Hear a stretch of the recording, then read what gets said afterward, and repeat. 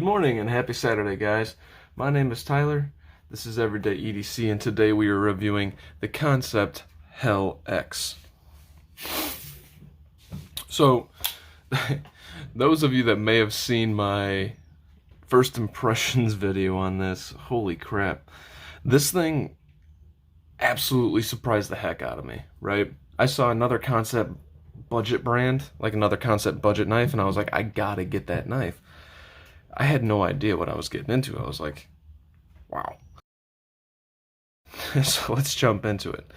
So we have a deep carry pocket clip that is not ambidextrous on both sides. And that's okay. I appreciate that sometimes. Not all the time, because obviously lefties need some love too, but sometimes it's okay. We have a nice lanyard hole that's not really emphasized by anything other than this little bump out here. That's very aggressive jimping on this G10 backspacer, along with some G10 scales that are kind of weirdly positioned. It's almost like a shadowboxed positioning, but it's not quite like a normal shadowbox. It cuts out the corner here and goes down here. It's just a design idea that doesn't have any functionality. It doesn't have any functional reason for it or anything like that. It just looks cool. So we got some more very heavy jimping here. It's comfortable jimping though, and it's so much that like this isn't a hot spot, this isn't a hot spot, this isn't a hot spot. It just locks you in. It's just very aggressive, comfortable jimping is the best way to put it. You get this very large blade. We're gonna call this, they call it a tanto actually, with the way that it comes up and then cuts in. It's kind of a modified tanto. I'll call it like a drop tanto or a tanto point, because it's very similar to a drop point, or even kind of a like a wannabe clip point with the way the swedge is going. Anyways, they call it a tanto. So it's a D2 blade. It is very large, very comfortable in hand, and as you can see here, let's see if we got it. I'm not sure if my lighting's okay today or not, but I'm not sure. Let's see. You can't really see it. It just says HELLX right here, and then Mikkel Willemsen, which is the designer. We have the Kansept logo right there. We have a tiny serial number here that you can barely see, and then D2 right after it. So it's pretty cool. They did not put any markings on the blade that are annoying except for this, and this is not annoying. The Kansept's logo was just great. All right. Alrighty, let's check the hardware of this guy. What is that? Do I get the T8 in there? I think that pivot's a T10.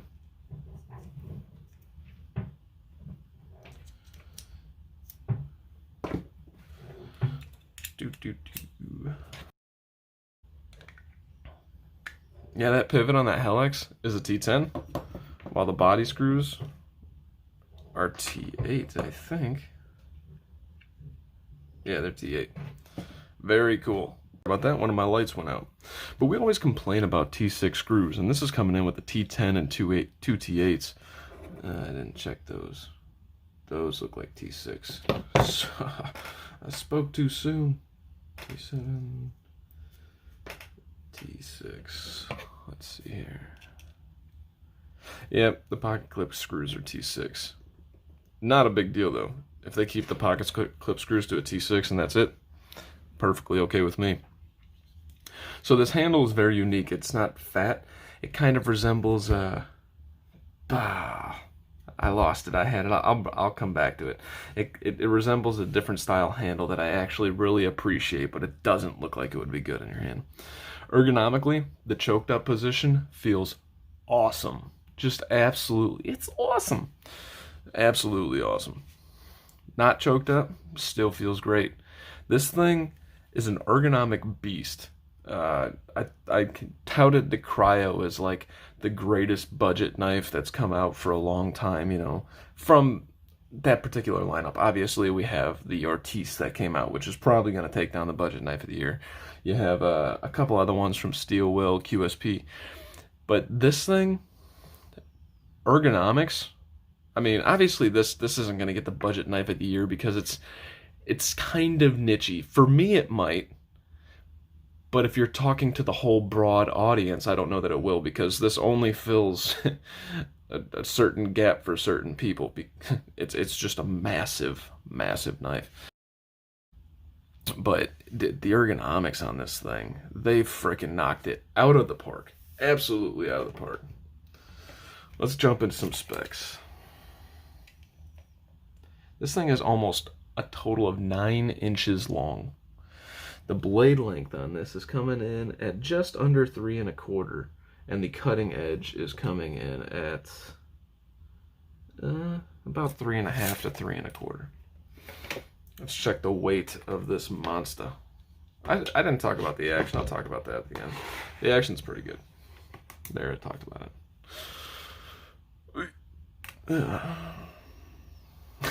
555 for the weight. 5 ounces. 5.55 ounces. So this is no slouch. This thing is large and in freaking charge, that's for sure. Alright, so let's check my blade stock. So my blade stock's coming in at 140 thousandths, which, you know, for a blade this size, you do feel like it's enough. I think 140 thousandths is the perfect, you know, it feels thick enough. Now let's see how thin it gets behind the edge.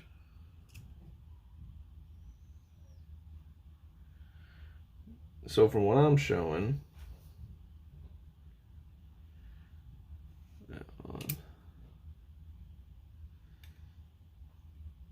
alright, so it gets to be about 20 thousandths behind the edge, which is insane, especially for a knife this large. So what does that tell you? And towards the top, I would say around 25 thousandths behind the edge. But what does that tell you? It's going to be a decent slicer. It's going to have some power behind it. Even the tip, actually the tip does get pretty dainty. We'll do that when we get into the comparisons. Let's check. I always turn this off. The overall height. This is a pretty tall knife. The overall height of this knife is almost the exact same as the Mannix 2. The Mannix 2 is coming in at 1.74. The PM2 is coming in at 1.6. I think the PM3 is coming in at like a 1.66 in height. So it's going to be a very tall, pocket-dominating knife. The overall handle width coming in right at 49 thousandths, or I'm sorry, 490 thousandths, half an inch. So that's basically the exact same as most knives. I use half an inch as a reference for most knives to say that's standard. So if you're above that, you're a little bit above average. If you're below that, you're a little bit skinnier than average.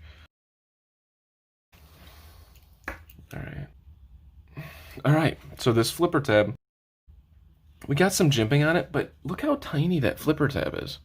For such a large knife, you have this tiny little flipper tab that, you know, I mean, they didn't do something. Do I have a good example? I don't have a good example on the table. But they didn't do anything obnoxious with it, right? It's just a regular tiny little flipper tab, which is very cool. Even the, let's see here, I don't have it, but I have the blade. So this is the backlash blade, for example. I took it out because I'm working on it. It's smaller than the backlash blade, or almost it's about the exact same. The backlash blade's a little bit bigger. So all I'm saying is that that's the backlash flipper tab, and we know how large that knife is. For example, I probably tossed the handle somewhere. Yeah, because I'm tearing that thing apart trying to clean it. So yeah, it's perfect. It's tiny, it's good, and it works, right? Can I fail this? Oh, hell yeah, I can fail it. Right? Like, but remember, this is a huge freaking blade. It weighs a ton. So you don't need a stupidly strong detent to go. Like, there's no effort in that. But because it's so big and the detent is tuned for a larger blade, yeah, I can fail it. But, you know, it's not releasing like this. And there's no problems. And because the blade's so big, check this out. It's a damn near falsetty, and I haven't. I'll do this on camera. Let's do this. Here we go. I have never oiled this thing up before. So all I did was to put 2 spritzes of oil in there. I worked it in for a second. Now, I mean, that's all the weight of the blade. Thing's freaking cool. And again, it's physics. It's just because the blade's so heavy, right? But I mean, it's still good. All right, let's get on to some size comparisons. I'm only going to show you a couple smaller knives, and then I'm going to go into the larger knives section. Here is this thing compared with your Civivi Odium, just because it's obnoxious to compare these two. Like, that's serious right there. Like, that's not a joke. This isn't this isn't the camera playing tricks. That's a real freaking thing. Here it is with your Civivi Dogma. So just to put that into perspective, guys, look at this thing. This thing's a monster. Here it is with your Feldspar. I'll try to use my grid lines. All right. One of the biggest knives that I got, especially for comparison knives. Here it is with the Rat Model 1. Still, I mean, it decimates the size of the Rat Model 1. It's a stupidly large knife. Here it is with the PM2. PM2 does not want to play along half of the time. PM2's almost got it. No, it doesn't. No, it doesn't. I don't know what the hell I'm talking about. And last but not least, because she's on my table, because this is my new baby, here it is with the Shaman. And we all know the Shaman to be a large knife. Those of us that are familiar with the Shaman, we know it to be a large knife. I just want to make the point. I'm not trying to be obnoxious with the comparisons. Make the point. This thing is huge. I wish I still had my Praxis. I think this knife is going to be longer than the Praxis, but the blade style, the blade face, it just reminds me of a Praxis. It screams Praxis to me. And so all the Praxis guys that love the Praxis from Civivi, you guys are going to absolutely love this thing. To me, this is kind of like an upgraded, I don't know if upgraded is the right word. It's an evolution of the Praxis. I wouldn't say this is better than the Praxis, but it's a little more like sci-fi. You know, you get this really aggressive jimping going on here. It's just, Anyways, so what are my overall thoughts? As I said, I compare this to the Praxis. This is a very large knife. I love it. I've been carrying it for a little while now. I am selling it, unfortunately, but this is one of those knives that I see myself selling and eventually picking up the more expensive version, just like the Cryo. And maybe more so than the Cryo. Now that I've seen this, I might want this version in titanium and S35 before the Cryo. I don't know why. I'm not sure if I actually do or not. Maybe it's just new, but it's awesome. As I said, the ergonomics on this, I'm gonna give an A+. I have no hot spots in either position. The pocket clip, I can barely feel it in my hand, but it's not a hot spot. I'm bearing down. To put that, look at the whites of my knuckles, right? That's bearing down. You don't feel anything. It is great. This pocket clip is kind of cool because it contours with the body. They like cut it out here, and it's a perfect pocket clip for a deep carry. You know, it angles with your pocket, so it goes in there, and you're gonna have it angled like if this is your pocket line, it's going to be angled like that. So it angles with your pocket to go down into the deeper portion of your pocket, which works just fine again. I mean, it's perfect. The action on it is super fun, and after putting that frog lube in there, that makes it even more fun, right? And the aesthetics. Now, the aesthetics is probably its most polarizing point. Because it is a large knife that when it reminds me of when I first seen the Bull Mastiff. I pulled it out and I'm like, oh my God, look at this thing. That's what this reminds me of when I first seen it. I just wasn't expecting the size. So the size may be a downside to it for the normal guy. I work in a mill, so it works, but I'm not sure how many people can pull off this knife in just a normal setting. But then the way that they did these scales, I appreciate like the sci-fi feeling that they're going for, especially with the Kansept logo. I call it Kansept. The Kansept logo, especially with the Kansept logo, kind of looking sci-fi, you know. These scales look like they came off of a spaceship. That's the way it looks to me, with the way that they're cut out. I mean, I don't know exactly what the design that they were going for. It's not a knock on them. It's kind of weird. It's different. And it's different in a way that doesn't make you say, oh, that's awesome. It's different in a way that you're like, that's different, right? So that's the one downside. I think it looks great. But like I said, some people may not because it's that different. The jimping on here, I really actually like the jimping back here. You don't notice it when it's in hand, but when I go to slide, I can start to feel the grip that the jimping provides, but it's not annoying in your hand. And then the jimping up here is just, it's actually really good too. So the action's great, the aesthetics, you know, great depending on who you are. The pocket clip's just fine. The lanyard hole, if you're gonna put a freaking lanyard on this thing and make it 20 foot long, you know, is fine. I mean, it's decent. I like the color scheme of the black and blue. I think that's pretty sweet. D2 is a perfectly acceptable steel. We didn't mention the price. This thing came in at 58 bucks. This is a huge chunk of freaking metal for 58 bucks. You know, it's very good. I love the price point on the budget Kansepts. I wish, and I don't care if you guys don't like me saying freaking Kansept. I'm gonna say it, all right? It's Kansept, just because it's more fun. I wish they made more budget versions of their knives. I know it's kind of like a taste, like, come on over to the expensive side. We make some cool shit. But I just wish that they would make more budget versions. For guys like us that want to actually feel it, they can't just be like, okay, I want to try this $200 knife. I want to try this $200 knife. I want to try that $250 knife. I want to try these $50 knives, right? If I like your $50 version, maybe I'll upgrade at one point in time. I think that is the perfect way to sell it if you're confident in your material, which they're kind of doing. Rambled for a little bit. My overall thoughts on this knife: ergonomics are an A+. The fidget factor gets an A-. And the only reason it's getting an A- is because you can definitely tell it's the blade. It's the blade doing it, which is fine. It's not really a knock, but this, I know I can open this blade if I really tried because of the weak detent.